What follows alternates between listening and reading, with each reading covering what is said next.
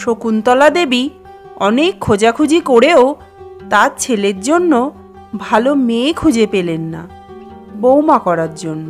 যেখানেই যান তার পছন্দ হয়, তা ছেলের পছন্দ হয় না, আবার ছেলের পছন্দ হয় তা তার পছন্দ হয়। অবশেষে এক ঘটক এসে তাদের একটা মেয়ের সন্ধান দিলেন, তবে মেয়ের সব পরিচয় দিলেন না। শকুন্তলা দেবী বাড়ি আছেন? একটু বাইরে আসবেন, আমি একটা ভালো সুন্দরী মেয়ের সন্ধান এনেছি।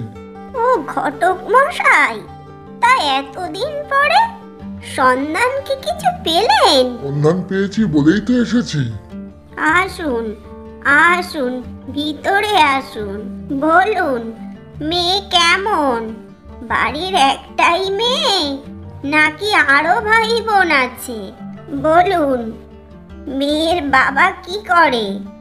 ঘর বাড়ি, জমি জায়গা, টাকা পয়সা সব আছে তো?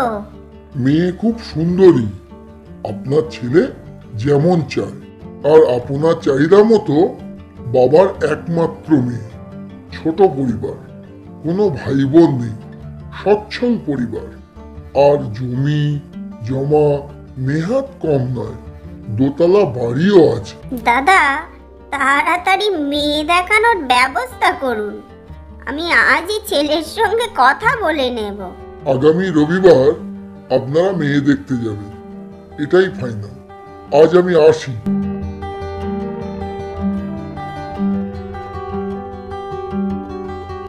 রবিবার সকাল সকাল শকুন্তলা দেবী ছেলেকে নিয়ে বেরিয়ে পড়লেন পাত্রী দেখতে।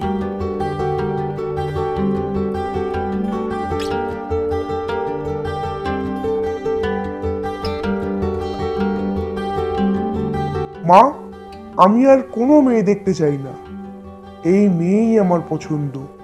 তুমি এখানেই পাকা কথা বলে দাও, আমি একেই বউ করতে চাই। খোকা, এই মেয়েকে দেখে আমারও পছন্দ হয়েছে, তাহলে আমি আজই পাকা কথা বলে দিই।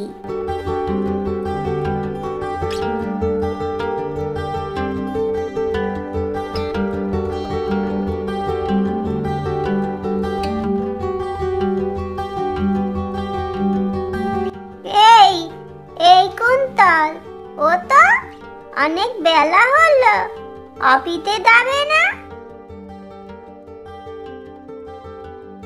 এই সকালবেলা কোথা থেকে যে বাচ্চা এলো, একটু বেশি করে ঘুমোবো, আরও যেন আর শান্তি নেই। বাচ্চা বাচ্চা কোথায়? এখানে তো তুমি আর আমি। মায়ের কথা মতো আমি তোমাকে সকাল সকাল ডাকছি। এ কি তুমি? তুমি এইভাবে কথা বলছো নাকি আমার সঙ্গে মজা করছো? এ মা, এই সকাল সকাল আমি তোমার সঙ্গে মজা করব কেন? মা আমাকে ডাকতে বলল, তাই আমি তোমাকে ডাকছি। তুমি আমাকে এইভাবে ঠকালে কেন? আর সেদিন মুখে একটাও কথা বললে না কেন? বাবা আমাকে কম কথা বলতে বলতো, আর আমাকে বাইরের লোকের সামনে চুপচাপ থাকতে বলতো। মা, ও মা, এদিকে এসো, দেখো তিথি কেমন করে কথা বলছে। বৌমা, কি হয়েছে? কোকা চিৎকার করছে কেন? আমি তাই না ডাকতি, আর আপনার তেলে আমার কথা শুনে রেগে গেতে আর চিৎকার করতে। তা বৌমা, তুমি এইরকম ভাবে কথা বলো? ঘটক মশাই বা তোমার বাবা মা কেউই তো কিছু বললো না, তোমরা আমাদের এইভাবে ঠকালে? না মা, না, আমরা আপনাদের ঠকাইনি। তাহলে তুমি ওই দিন কোনো কথা বললে না কেন?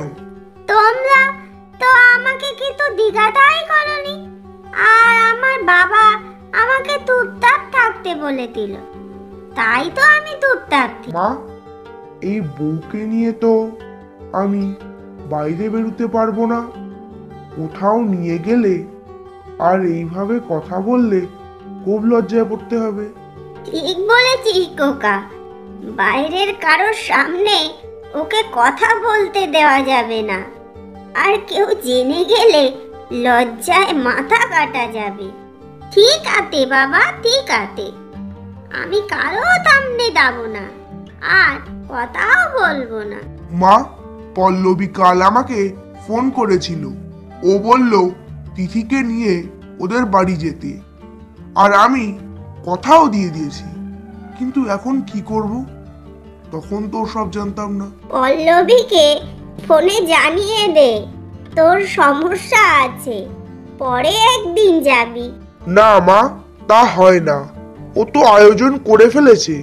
তাহলে যা, তবে ওকে কথা বলতে দিবি না, সব কথা তুই বলবি। পরদিন কুন্তল তিথিকে নিয়ে পল্লবীদের বাড়ি যায়।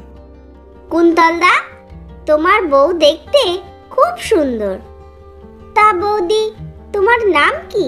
ওর নাম তিথি। বৌদি, তুমি কতদূর পড়াশোনা করেছো? ও বিএ পাস, খুব মেধাবী। তবে কোনো কাজ করবে না, শুধু মন দিয়ে সংসার করতে চায়। বৌদি, তোমাদের বাড়ি কোথায়? আর তোমরা কি এদেশীয়? ওর বাড়ি নিমতা, ও এদেশীয়। আচ্ছা কুন্তলদা, আমি বৌদিকে প্রশ্ন জিজ্ঞাসা করছি, আর তুমি সব উত্তর দিচ্ছ কেন, বলো তো? না মানে ওই। কুন্তলদা, বিয়ে করতে না করতেই বৌদি তোমাকে বশ করে নিয়েছে, আর আঁচলেও বেঁধে ফেলেছে। তাহলে এখন থেকে তুমি বৌদির কথায় উঠবে আর বসবে। তোমার একই দশা হলো কুন্তলদা। তুমি ওকে একদম অপমান করবে না, আমার সামনে ওকে কেউ অপমান করবে না, আমি তাকে চাপবো না। ও আচ্ছা, এইবার বুঝেছি। বৌদির কথার সমস্যা আছে বলে তুমি ওকে কথা বলতে দিচ্ছ না, আর তুমি লজ্জাও পাচ্ছ। তবে কুন্তলদা, এটা কোনো লজ্জার বিষয়ই না, আর এটা নিয়ে লজ্জা না পেয়ে ভালো ডাক্তার দেখাও, তাহলে হয়তো বৌদি ঠিকভাবে কথা বলতেও পারে। আর আমি এটাও দেখলাম, বৌদি তোমায় খুব ভালোবাসে, তুমি কখনো বৌদিকে অবহেলা করবে না।